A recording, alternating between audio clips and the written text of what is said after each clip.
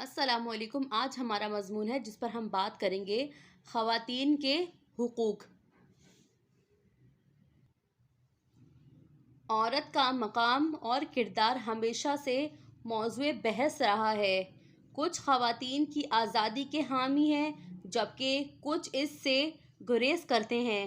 بحث و مباحثے کے علاوہ اب یہ ایک تسلیم شدہ حقیقت ہے کہ معاشرے کی ترقی اور خوشحالی میں خواتین کے کردار کو کسی صورت نظر انداز نہیں کیا جا سکتا۔ خواتین نے اپنے اور پر مسلط ہر کردار کو کامیابی سے نبھایا ہے۔ قدرتی طور پر وہ گھریلو خواتین ہیں، لیکن وہ رہنما، ڈاکٹر، سماجی کارکن اور ماہر تعلیم رہی ہیں۔ جدید دور میں انہیں سماجی تعمیر کا ناگزیر حصہ سمجھا جاتا ہے۔ خواتین کا مقام کی تاریخ زیادہ خوشگوار نہیں ہے۔ عورت انسان کی پہلی غلام رہی ہے۔ وہ دہشت گردی اور بدسلوکی کا شکار رہی ہیں۔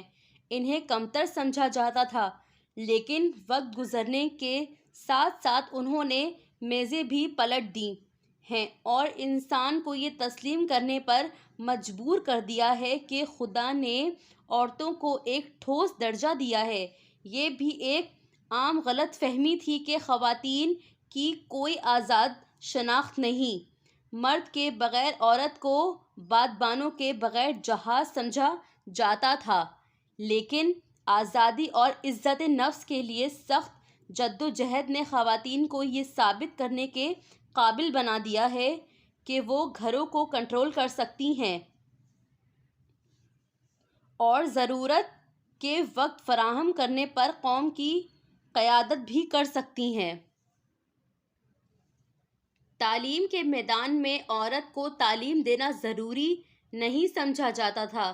انہیں بنیادی تعلیم تک حاصل کرنے کی اجازت نہیں تھی، لیکن اب خواتین کی ناخواندگی کے دن جا چکے۔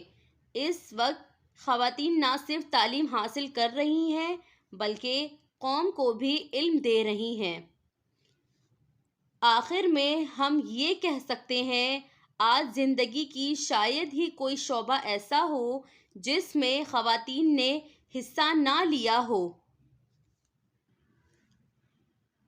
یا اپنی قابلیت کا لوہا منوایا ہو۔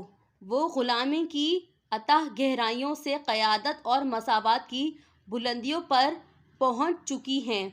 ان کا ماضی تاریک تھا، ان کا حال محفوظ اور مستقبل کافی روشن ہے۔